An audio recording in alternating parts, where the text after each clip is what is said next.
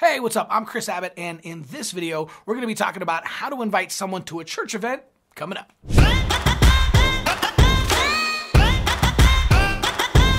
Now, Jaxx has to offer. Okay, so in this video, we're going to walk you through a step-by-step framework on exactly how to knock your next church event out of the park. Okay, so a little while ago, my pastor came to me and said, Abbott, I want you to get 1,000 men to our next men's event. So for context, we normally had 60 or 70 guys who normally showed up to a men's event, and at the most, we might have 100. So he wanted me to more than 10x the amount of people that we normally have at our men's event. So I used the same step-by-step framework that I'm about to walk you through, and we ran that for 3 weeks. We made sure that it was an event that people would actually want to come to, and we brought in a Navy SEAL to come speak at the men's event. And then finally, to make sure that this appealed to men all over the city, I changed the name to the Navy SEAL Men's Event. And on the night of the event, we didn't have 1,000 guys. We had over 1,200 men who showed up to the Navy SEAL Men's Event.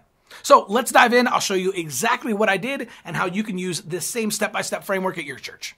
All right, number one, the first thing I did was run targeted Facebook ads to every single person who lived within driving distance of our church. So typically, if I was going to invite someone to a Sunday morning service, I would only run my Facebook ads in about a 10 to 15 mile radius, because in Tulsa, where I live, that's about driving distance. Anything further than that, people will just find a church closer to home. But whenever you're running Facebook ads for an event, people will typically drive a little bit farther if the event is worth it. So for this one, I actually set the event out to 30 miles. Now, on the targeting, most people would think, well, it's a men's event, right? So we're just going to run the Facebook ad to men.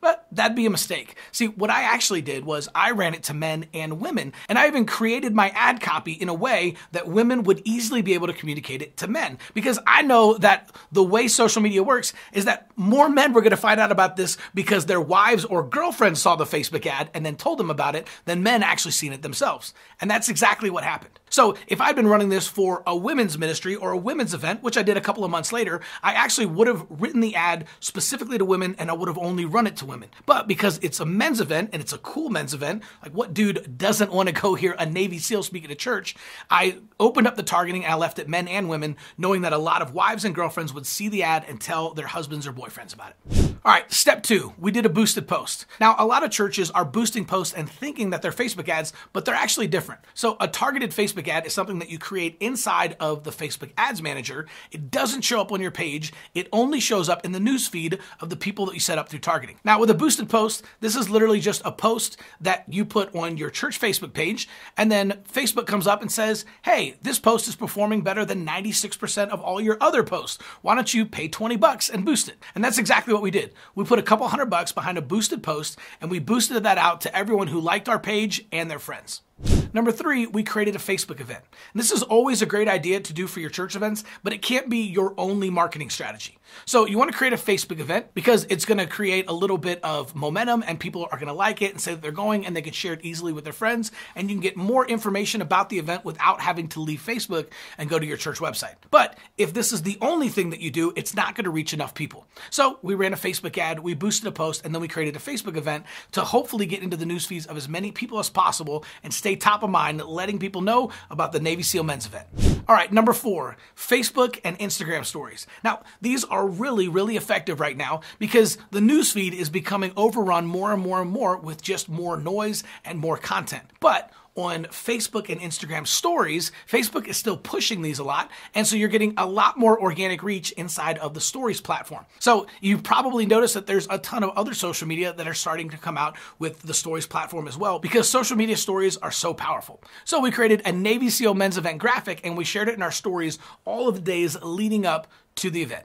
All right, so before I get to my last couple of points, if you like this video and you find it helpful, make sure to subscribe to the channel so you can get more content on how to use social media and technology to grow your church.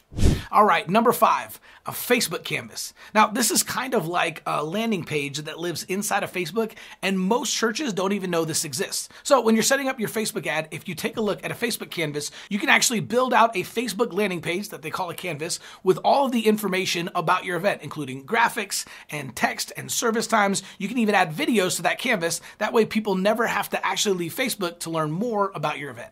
All right, number 6, invite cards. Now again, I don't love this strategy if you're you're just doing invite cards, but when it's a complementary marketing piece and it's part of a larger campaign, invite cards work awesome. So you can go to a place like clubflyers.com and you can get 5,000 4x6 postcards and 5,000 business card invites for about $150, right? So now you got 10,000 invite cards. I recommend taking those cards and putting them at all the heavily trafficked places inside of your church. So your info center, your kids' check-in, if you have a table in your lobby.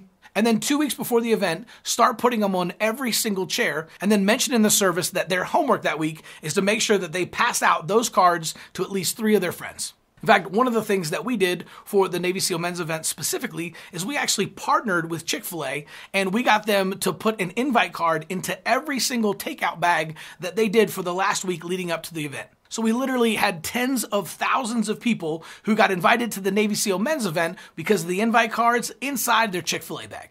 All right, and finally, number 7, you want to create a dedicated landing page on your website that just talks about your event. So if it's a sermon series kickoff or a women's event, or in our case, it was a men's event. So we created a landing page that just talked about the Navy SEAL men's event, and it even had some invite graphics that people could download, post on social media, and send to their friends through text messages, just to give them an added way to be able to invite as many people as possible to the event. An important thing to note is on your landing page, you only want to talk about one thing and you want to have one call to action. So for example, you could have a plan your visit button where people can sign up and plan a visit to your event. Or you could have some type of registration where they can register now or where they can download a free ticket to your event. Okay, so if you want to learn more strategies about how to use social media to grow your church, simply click on the link below or go to churchgrowthagency.com and check out the free video showing you how to use social media and technology to get more members to your church.